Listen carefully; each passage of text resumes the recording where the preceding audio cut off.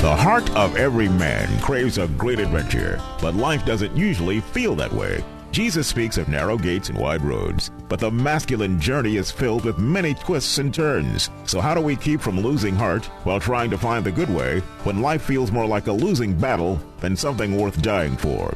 Grab your gear and come on a quest with your band of brothers who will serve as the guides in what we call the masculine journey. The masculine journey starts here now. Well, welcome to the Masculine Journey. We're so glad that you joined us for our weekly radio show. If you're a first-time listener, we especially welcome you. And I just want to tell you up front that if you are just starting to listen to us, if you go on our website at masculinejourneyradio.org, we have podcasts going back probably 3 or 4 years at least, and you can catch up on any of our shows that we've done in the past. We know we have a lot of podcast listeners, so feel free to do that. You can also find us on Facebook. So welcome in again today. We're going to, first of all, I've got Andy and Jim, and we've got Sam on the phone because Sam is a traveling man most days now. Sam, are you there? Yeah, I'm here. Can you hear me? Yes, sir. Hear you fine. Okay. Hear you fine. Good. And can you hear me now? That guy switched companies, so it's a different thing. Yes, he did. I have to make a little joke at the outset because part of what we're going to talk about is not going to be easy for me, and I can tell you that straight up. So we're just going to get to it right now. We're going to talk about making sense out of suffering, and the reason why we're going to talk about that, or at least one of the reasons, is the recent loss of my younger sister, Lisa. She passed away suddenly and unexpectedly. I got the call that we never want to get about 2 weeks ago yesterday from my mom on a Friday night saying that she had been found unconscious and unresponsive in their home in Florida, at her and her husband Tracy's home. She was taken to ICU. The doctor told us last Thursday that she would not survive because of the extensive chemical brain damage, because there was no way of knowing how long she was unconscious. So we're saddened by this loss. We are. My sister had a lot of health issues. We're trying to find comfort in the fact of knowing that she knew Jesus Christ, and she is at rest and at peace now. But that doesn't make it any easier. And I've gone through every emotion imaginable, as I'm sure you guys, anyone that's had this kind of a loss, I have no idea. And I told my dad down there, I have no idea of what that feels like, because I looked over there and pictured if that was my daughter, my heart would just be breaking. So that's kind of what we're doing, and God told me that we needed to talk about this, and also He told me that there'd be at least one person out there listening today that's either going through this right now or has, whether you're male or female. So, Sam, we're going to get into a clip right off the bat from the movie Patch Adams. We've used this before. I think it's been a little while, and if you could help us set that up, that would be great. Yeah, I will. Before we do that, Dennis, I think I'd like to point out that, suffering comes in many, many forms, right? And the questions we're going to talk today in suffering can apply to many, many different situations. Yes. And I think that that's important to know that we're going to be talking specifically about, the loss of a loved one, but it could be any other thing that causes us to suffer and question, God's heart towards us. Absolutely. This clip is from Patch Adams, and in this scene, what's happened so far is Robin Williams, who plays Patch Adams, has lost his girlfriend as far as she got murdered. And she got murdered by somebody they were trying to give care to. Yes. They had been running a hospital kind of outside of the normal medical institution, and they'd been helping people that had kind of been lost in the system. Mm-hmm. And one of these people had some mental illness and ended up killing his girlfriend. And here in the scene, you have Robin Williams really talking directly at God. In the movie, that's what he's doing. And he's questioning some things of God. And then at the end, there's a little bit of a thing where God answers him with a butterfly, but we'll talk about that when we come back. Okay.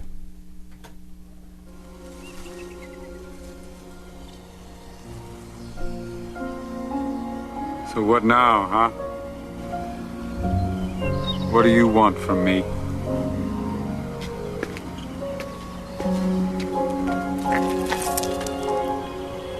Yeah, I could do it. We both know you wouldn't stop me.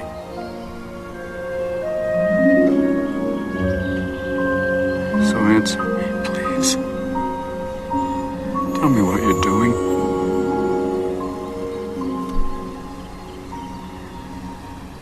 Okay, let's look at the logic. You create man. Man suffers enormous amounts of pain. Man dies. Maybe you should have had just a few more brainstorming sessions prior to creation. You rested on the seventh day. Maybe you should have spent that day on compassion.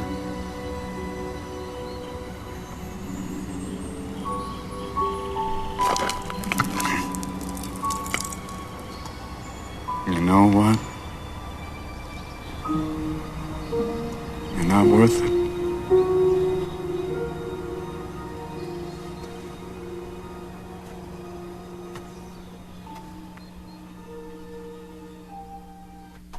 So, Sam, that scene continues along in the movie, that particular clip, and tell us what happened there after he was having that conversation with God. Well, he has this conversation, and he's really questioning God, as you just heard. And then out of the corner of his eye, this butterfly comes at him, and it was a special something between him and his girlfriend that reminded him that, God is there, that there's life, and it was an answer to what he was saying through something that meant something to him already. Yeah. Andy, you ever been there before? And as Sam was talking about, there's different kinds of suffering where we're questioning God. Maybe we're even getting a little angry about something that's happened that we just don't understand. Yeah, I mean, as far as losing a loved one, my dad was probably the closest thing, and like your sister, he went through a lot of medical problems, and it was somewhat of a relief when he died. But there was those times. But that's probably not the biggest one. Probably the biggest one where I really struggled with why God was when I experienced my separation with my wife. Yeah. And, you go through life a lot, and I think we all adopt this kind of Christian philosophy. If I'm tight with God, we're good. When I get saved, my life's going to work. Things are going to happen the right way. And there's not going to be a lot of suffering. There's not going to be a lot to get mad at God with. And if I get, really the only person, if things don't go right, it's really I blame myself that I didn't do something right. There's always a cause and effect, and I'm always the one.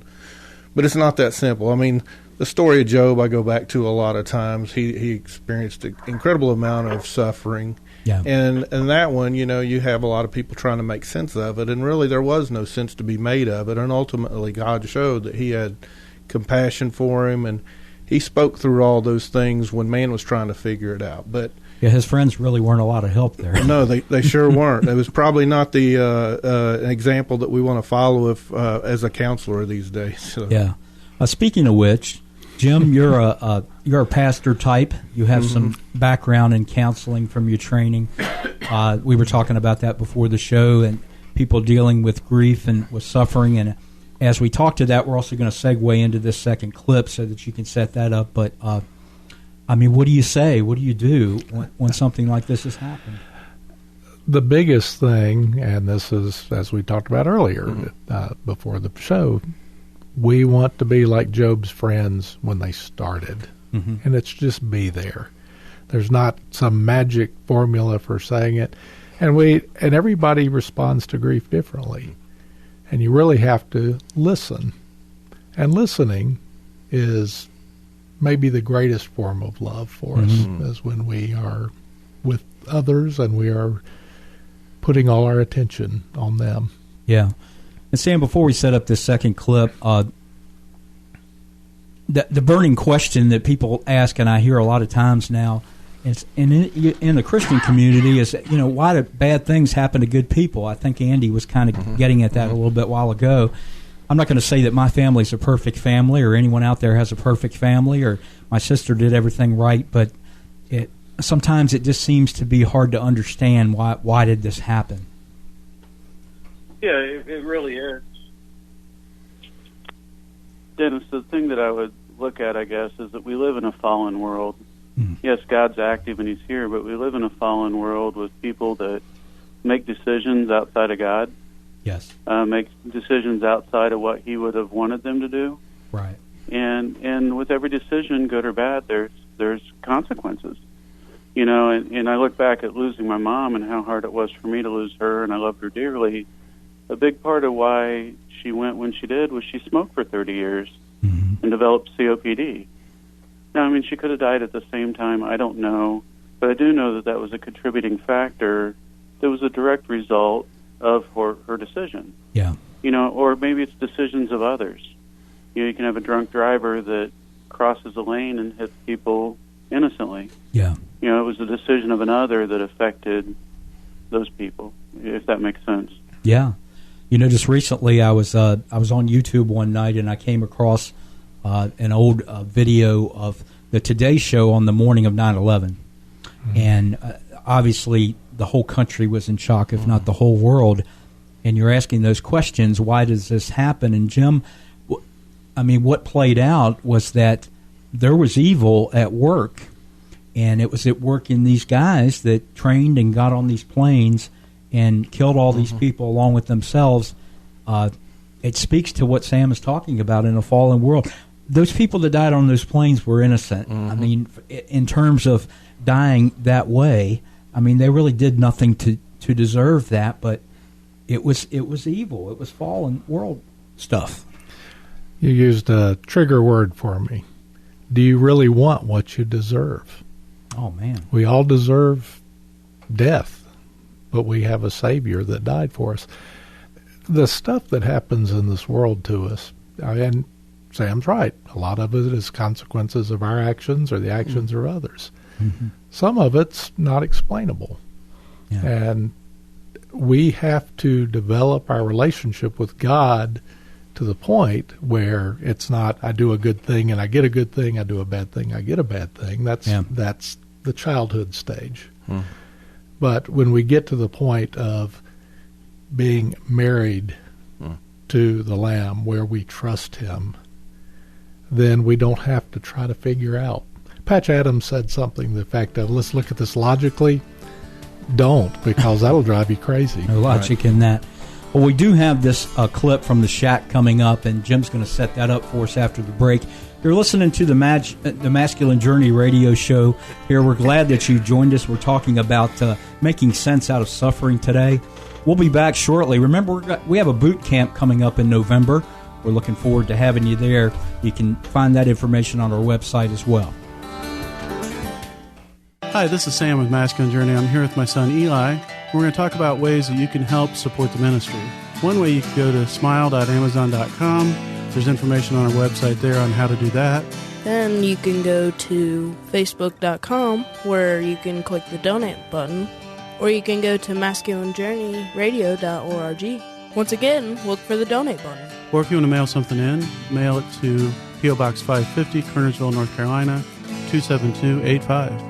Sam, this November boot camp could literally change a lot of men's life. I talk to a lot of men, they say they don't know what their place is in the grand scheme of things.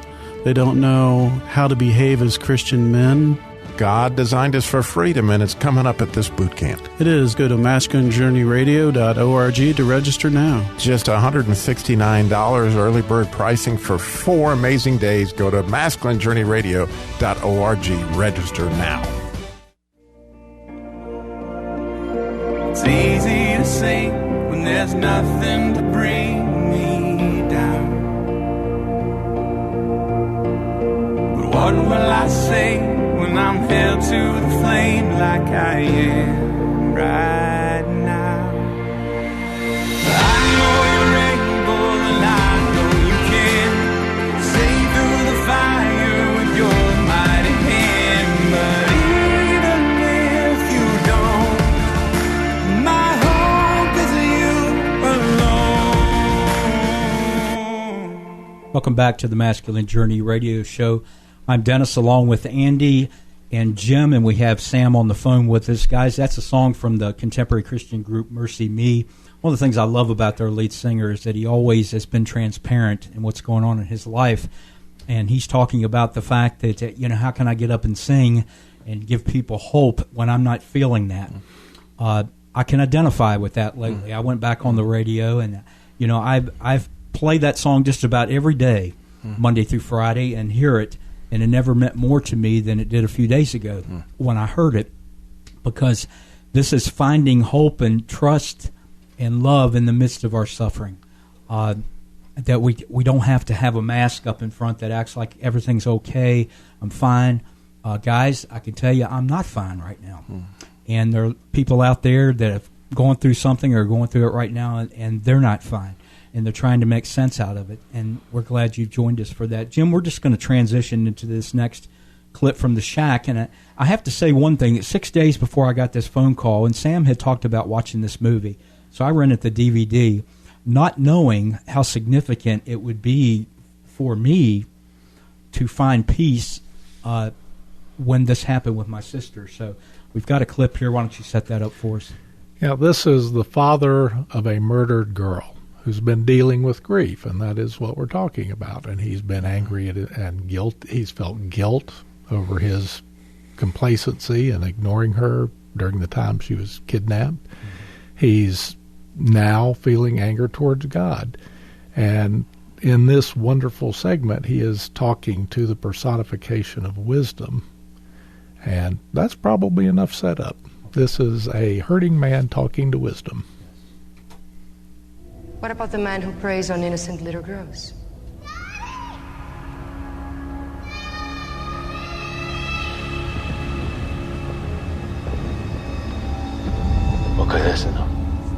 Is that man guilty? I would damn him now. And what of his father? The man who twisted him into this deviant monster. I would damn him too. How can you stop there? Doesn't the legacy of brokenness go all the way back to Adam? And what about God? Isn't he at fault? He set all this in motion, especially if he knew the outcome. Do you want me to say it?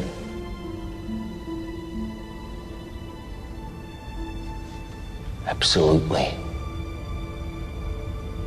God is to blame.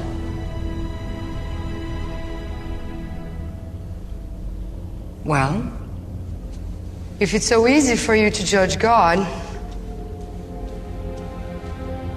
you must choose one of your children to spend eternity in heaven. The other will go to hell. What about Andy? That's pretty harsh stuff there. And you have a daughter, I have a daughter, Sam's got a couple of daughters. With children, we can certainly feel this man's pain. But where are we going in this clip?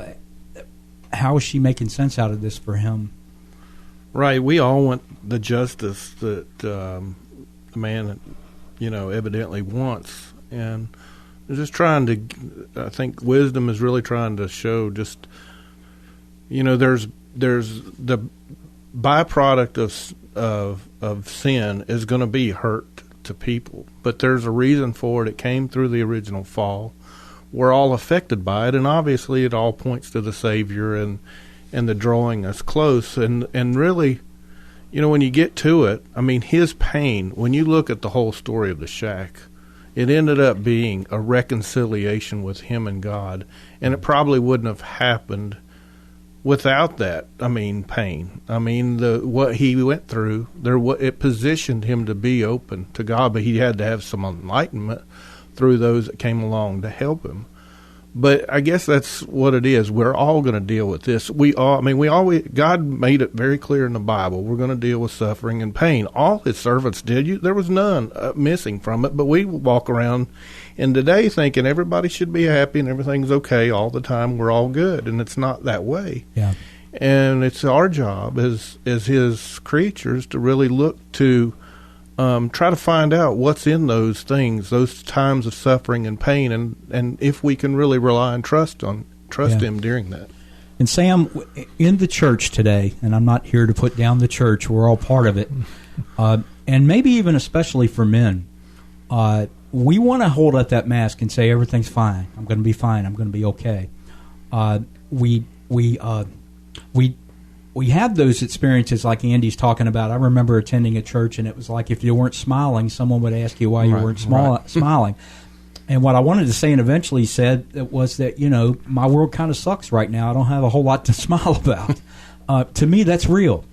What's your take on that? Well, I think that we do need to be authentic as Christians. It's okay to say, hey, just politely with people you don't really know that well, to say, things are good or whatever. But when you really have people that you're close to, and you need to find other Christians that you're close to, you need to be able to share that.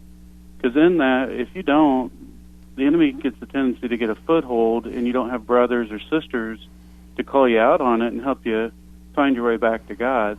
Yeah. In this movie of The Shack, there was, what's his name?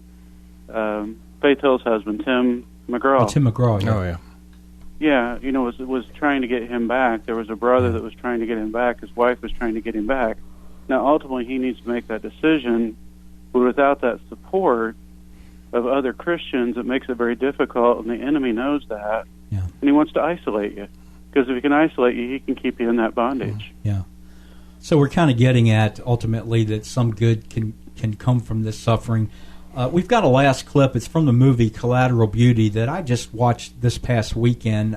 I don't know why. I was searching for something to do, and I ended up going to Redbox and renting this movie. Will Smith played a character of a very successful advertising executive and agency partner in New York, and his daughter died, I think, of a rare form of cancer or something. She was only like 6 years old. So he ends up isolating and checking out from the world for like a 2-year period.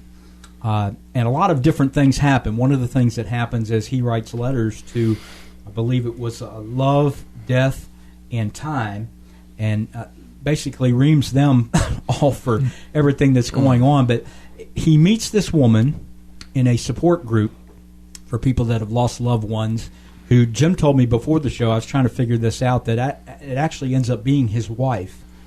And she speaks of something that we're trying to wrap our arms around here. And we'll let you listen to the clip and then see if we can make sense out of this. What about the man who prayed? Okay. I have something that I haven't told anyone. It doesn't involve letters or angels or anything like that, but it means something to me. They were preparing Olivia to say goodbye, and my husband was trying to calm my mother in the parking lot because she lost it. So I was alone. And I was sitting there in the waiting room at Maimonides Hospital. And there was this woman sat next to me. And she asked me who I was about to lose. And I told her. And she looked at me and she said, just be sure to notice the collateral beauty. And she said it so casually. In the next room, my 6-year-old daughter was being taken off life support. And this woman says collateral beauty. People don't know what to say in those moments. No, she did. I just didn't get it at the time. See, it wasn't said out of sympathy or awkwardness. It was from experience. About a year later, something started to happen to me, I would be walking or on the subway or whatever, and I would just burst into tears. But these weren't Olivia tears. These were tears born from something else, from this kind of profound connection to everything. And I realized it was the collateral beauty.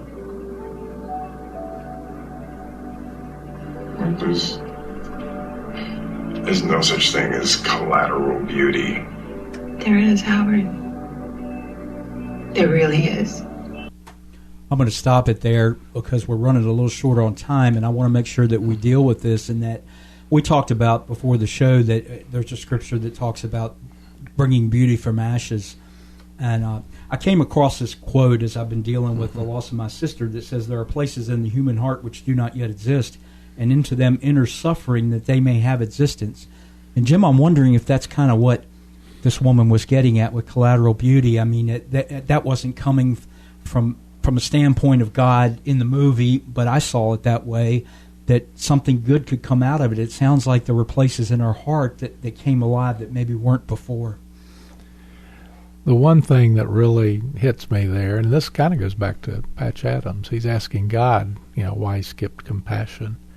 Can we have compassion, true compassion for someone, if we haven't been through pain at a level that will let us love them at a time when they're not very lovable? People in grief aren't.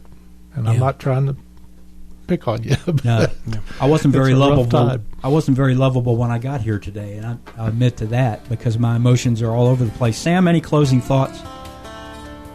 Well, I think like anything, you just have to say, I got to trust God's heart even when I don't understand it, especially when I don't understand it. I got to trust His heart is good for me and give time to grieve and turn towards God. Amen. Thank you so much for listening today. Again, go to masculinejourneyradio.org. You can listen to our podcast, listen to this show again when we post it, and check out our boot camp coming up in November. We're so glad that you joined us today. May God be with you till we meet again.